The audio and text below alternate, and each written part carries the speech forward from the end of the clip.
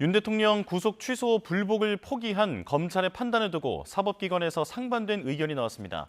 잠시 후 10시부터는 감사원장과 검사 3인에 대한 탄핵 심판 선고가 이루어지는데요. 이고은 변호사와 관련 내용 짚어보겠습니다. 어서 오십시오. 안녕하세요. 네. 자, 저희가 조금 전에 심우정 검찰총장의 출근길도 봤습니다만 아무 얘기도 하지 않고 들어갔거든요. 네. 자, 어제 국회 법사위에서 상급심의 판단을 받을 필요가 있다라는 천대엽 법원 행정처장의 지적이 나왔는데, 자, 관련 내용 오늘 논의가 되겠죠? 오늘 논의가 될 것 같습니다. 사실 이 법원 행정처장은 어떻게 생각하면 법원의 수장이라고도 볼 수 있지 않습니까? 그런데 천대엽 이 행정처장마저도 상급심의 판단이 분명히 필요하다라고 이야기를 했거든요. 그리고 종래의 통상적인 방법이 날수로 이루어졌던 것은 맞다라고까지 발언을 하기도 했습니다. 또 일단은 구속 취소 결정에 위헌 소지가 있기 때문에 일단은 석방을 지휘한 다음에 즉시 항고하는 방법도 있다라고까지도 처장이 이야기했거든요. 예. 따라서 이러한 이 행정처장의 발언으로 인해서 사실상 검찰총장이 즉시 항고를 포기하도록 지휘하고 그렇게 결정했던 것이 좀 무리한 결정이 아니었던가, 이 부분에 대한 논란이 커질 수밖에 없고요. 또 실제로 윤석열 대통령에 대한 석방을 지휘하고 즉시 항고마저 포기하겠다라는 이 대검의 결정이 나오면서 그 다음 주 월요일, 그러니까 이번 주 월요일이었죠. 이프로스, 이 검찰들, 이 평검사들도 사용하는 이 검찰 내부망에도 즉시 항고를 포기하는 것에 대한 비판적인 목소리가 나왔습니다. 따라서 이제 어제 있었던 법원 행정처장의 발언까지 맞물려서 아직까지는 이 즉시 항고 기간이 남아 있습니다. 예. 내일까지는 즉시 항고를 제기할 수 있습니다. 그래서 윤석열 대통령에 대한 석방은 지휘한 상태에서 다시 한번 더 이 즉시 항고에 대해서 결정을 내릴 것인지 이 대검 차원에서도 고심을 거듭하는 것으로 보입니다. 예, 자, 아직 기회가 있다라고 말씀을 해주셨으니까 그 질문부터 드리겠습니다. 자, 검찰이 윤석열 대통령을 이미 석방 지휘를 했기 때문에 네. 이 즉시 항고를 포기했다. 그래서 또 다른 어떤 그 항고 절차는 이미 기회가 상실된 거다라고 하는 해석도 있던데 어떻게 보십니까? 사실 이것은 이제 법적인 해석은 좀 분분할 수 있습니다. 그런데 이전 선례에 비추어 본다면 과거 검찰에서는 이 구속 취소 결정을 법원이 내린 것에 대해서 즉시 항고를 할 때 이 피의자를 일단은 석방을 하고 즉시 항고를 했던 전례가 있거든요. 그렇다라고 한다면 즉시 항고가 원래는 법원의 결정 자체에 대한 집행의 효력을 정지하는 효력은 있긴 하지만 집행을 정지하는 효력 때문에 즉시 항고가 위헌이다라는 취지로 보석 결정이라든지 구속 집행 정지 결정에 대한 위헌 결정이 나온 바 있습니다. 예. 따라서 즉시 항고를 할 때 반드시 피의자에 대한 석방과 동시에 일어날 수 없다라고도 단정할 수는 없거든요. 이전 선례에 비추어 본다 하더라도.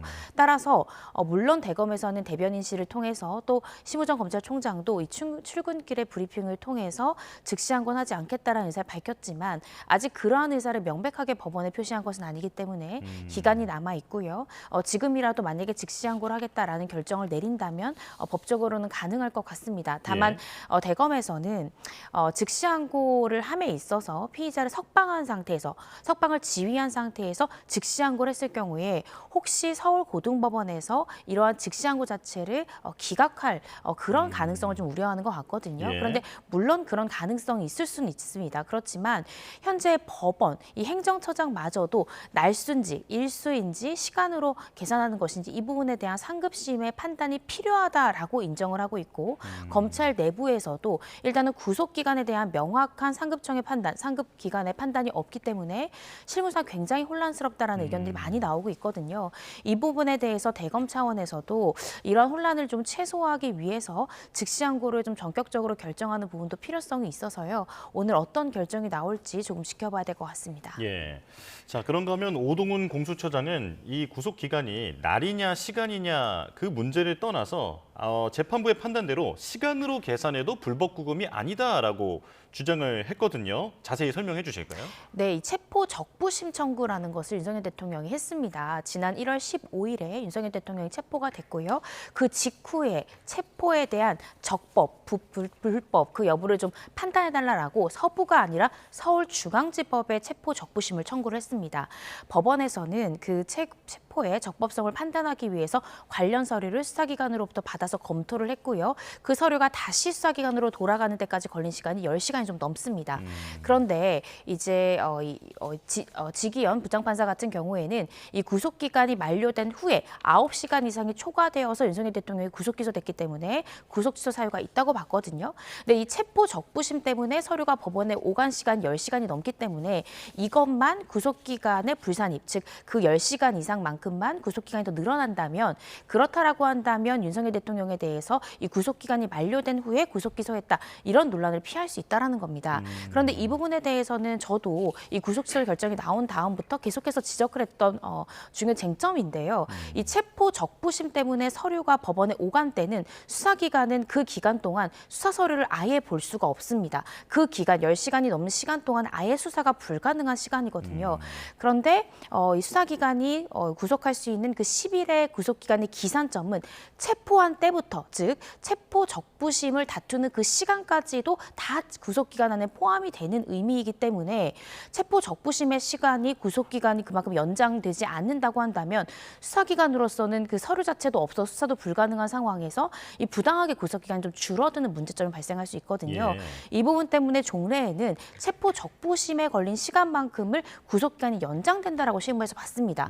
그런데 이 지기현 부장판사는 그 시간은 구속기간 10일에는 전혀 영향이 없고 오히려 체포 후에 이제 구속영장 청구 여부를 결정하는 48시간 여기에만 연장을 가져올 뿐이다라고 판단을 했기 때문에 이 부분을 오동훈 공수처장은 지적한 것으로 보여집니다. 예. 자, 그리고 이것도 좀 짧게 여쭤보고 싶은데 어제 네. 법무부 김서구 대행은 그 구속기간 문제를 본안에서 다투겠다라고 얘기를 했었거든요. 네. 근데 이게 언뜻 생각해 보면 그 본안이라는 건 유무죄를 가리는 자리인데 이 구속 취소 관련해서 이 문제를 다룰 수 있는 건지가 잘 이해가 되지 않거든요. 좀 설명을 좀 부탁드릴게요. 네, 본안이라 함은 말씀 주신 대로 유무죄를 다투는 자리 맞습니다. 네. 그런데 이제 대검 차원에서는 이런 것 같습니다. 윤석열 대통령은 단순히 무죄 주장만 할 것이 아니라 공소 기각이 돼야 된다라고 주장을 하면서 구속 취소의 결정 취지, 즉 공소 제기 자체가 굉장히 위법했다라고 얘기하면서 구속 취소 결정을 내린 재판부의 판단처럼 어떻게 생각하면 이 수사권 부분에 대한 적법성의 의문성도 있고 의문점도 있고 또 구속 기간이 만료돼서 구속 기소했다라는 것도 그 절차상 위법이 있기 때문에 여러 가지로 공소 기각의 사유가 있고 또 무죄 주장을 할 때도 이 위법 수집 증거의 주장을 또 할 수 있습니다. 예. 이런 주장을 피고인 측에서 한다면 검찰에서는 이를 반박하기 위해서 구속 기간을 산정하는 방법을 이 재판부에서는 잘못 판단을 했다라는 주장을 할 수밖에 없고요. 또 수사의 적법성 부분, 공수처의 수사 권한 이런 것들에 대해서 소명을 할 수밖에 없습니다. 그래서 이 과정을 통해서 우리가 충분히 다툴 수 있는 것이다라는 취지로 본안에서 다툴 수 있다라는 표현을 한 것 같은데요. 예. 이건 어디까지나 피고인 측이 이 부분에 대해서 문제를 삼았을 때 검찰이 반박할 수 있다라는 점에서 만약에 피고인이 이 부분을 다투지 않는다고 하면 사실은 본안 재판에서 구속 취소 결정 자체에 대한 세부적인 근거를 다투기는 어려울 수도 있습니다. 예. 그러니까 공소 제기 문제점 중 하나로 다뤄질 가능성은 있다. 네. 이렇게 정리를 할게요.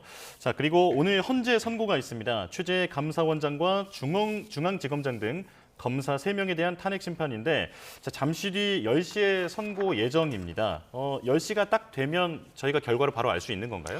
일단 주문부터 낭독을 할지 아니면 그 판단의 근거부터 이야기를 할지 그 부분은 조금 더 지켜봐야 될 것 같은데요. 이전 이 방통위원장의 경우에는 일단 주문부터 이야기를 했습니다. 주문부터 이야기를 한 다음에 다수 의견을 이야기했고요. 4대 4의 의견을 이야기하고 또 보충 의견을 부연하는 형식으로 그 근거를 설명을 했습니다. 그리고 이 선고의 장면은 모두 영상으로 공개가 됐는데요.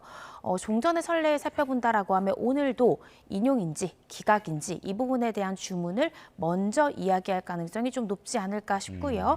다수 의견이 있다라고 하면 다수 의견을 먼저 이야기를 하고 이후에 소수 의견에 대해서 이제 소수 의견을 대표할 수 있는 재판관이 그 이유의 근거와 사유를 이야기하는 순서로 나아갈 가능성이 높다라고 생각이 듭니다. 예. 자, 인용되면 파면되는 거고 기각되면 즉시 직무에 복귀하게 되는 건데 네. 이제 두 건인 거고 여기에 관계되어 있는 사람이 이제 4명이 되는 지금 그런 상황인 거죠. 네. 자, 이 최재 감사원장 그리고 검사 3인 어떤 쟁점이 있는 문제입니까? 네, 이 최재 감사원장 같은 경우에는요, 현재 탄핵 소추 사유를 좀 살펴보면 이 전현희 전 국민위원장을 표적 감사했다라는 부분도 있고요.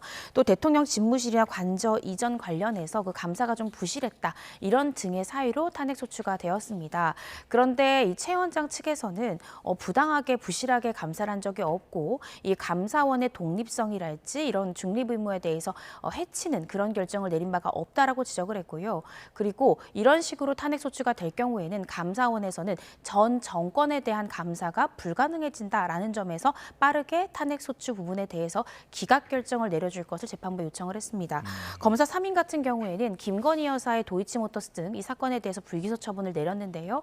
이 불기소 처분을 내린 것이 부실수사다라는 이 탄핵 소추 사유를 가지고 있고 또 수사 과정에서 김건희 여사를 제3의 장소에서 불러서 조사한 부분 관련해서 특혜를 제공했다라는 의혹들로 현재 탄핵 소추가 되어 있는 상황입니다. 그런데 이 사건에 대해서 검사 측에서는 결국에 이 국회 측에서 청구인 측인 국회 측에서는 검사들의 처분이 마음에 들지 않기 때문에 탄핵 소추한 것에 불과하고 지금 지적하고 있는 것들도 결국 공보 방법 또 수사 방법 이런 검사가 재량권을 가진 범위 내에서 그 방법상의 선택점에 대해서 지적하고 있기 때문에 이것은 탄핵 소추가 사유가 될 수 없다라고 지적을 했고요. 또 하나 이 검사 3인들이 지금 현재 부담하고 있는 탄핵 소추 사유 중엔 언론 브리핑 부분이 있습니다. 이 김건희 여사에 대해서 불기소 처분을 하고 이 최 검사가 언론들 앞에서 브리핑을 했는데요. 그 과정에서 김건희 여사에 대한 도이치모터스 사건도 있었지만 코바나 컨텐츠에 대한 사건도 있었습니다. 그 압수수색 영장을 마치 두 사건에 대해서 모두 청구를 했다가 기각된 것처럼 발언한 부분들이 있는데 이 국회 측에서는 정확히 얘기하면 이 도이치모터스 관련해서는 압수수색 영장을 청구한 사실이 없음에도 마치 두 사건에 대해서 모두 압수수색 영장을 청구한 것처럼 발언한 것이 허위 사실 공표다라고 이야기를 했거든요. 근데 이 부분에 대해서 최 검사는 언론 브리핑 자체가 상당 시간 오래 걸렸기 때문에 발언의 전체적인 취지를 살펴보면 본인이 원래 이야기한 것처럼 이해할 수 있지만 지금은 그것들을 도려내서 마치 두 사건에 대해서 모두 청구했다 기각한 것처럼 국회 측에서는 호도하고 있다. 이런 식의 주장들이 지금 현재 오가고 있습니다. 예. 자, 지금 이 두 건 모두 그 사안 자체로도 중요하지만 네. 사실 지금 이 선고 결과가 윤 대통령의 탄핵 심판 결과에도 뭐 어떤 그 재판관들의 판단 방향을 가늠해 볼 수 있는 것 아니냐라고 하기 때문에 주목받고 있는 거거든요. 자, 어떤 영향이 있을 거라고 보십니까?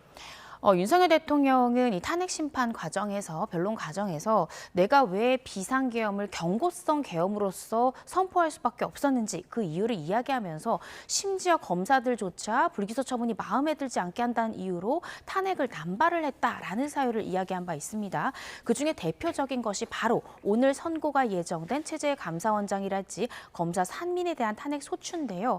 그래서 오늘 만약에 이 두 사건에 대해서 모두 기각 결정이 나온다고 한다면 윤석열 대통령이 이야기하고 있는 이 무분별한 이 탄핵 소추 이 부분에 대한 문제점을 재판부도 인정한 것이 아니냐라고 해석하는 그런 의견도 있고요. 또 다른 의견은 결국에 헌재에서는 윤석열 대통령은 탄핵 소추가 남발됐기 때문에 나는 비상계엄을 선포할 수밖에 없었다라고 주장하고 있지만 헌재에서는 이 탄핵 소추의 사유에 대해서 부적법한 부분에 대해서는 정확히 기각 내지는 각하 결정을 하는 모습을 보여주면서 결국에 이러한 탄핵 소추 남발 사태에 대해서 헌재라는 법치주의 하에서 충분히 시스템을 통해서도 이 부분을 진정시킬 수 있다는 것을 헌재에서 또 보여주기 위해서 이런 결정을 선행하는 것이 아니냐 이런 의견들도 있습니다. 그래서 일단은 오늘 선고 내용을 좀 지켜봐야 될 것 같고요.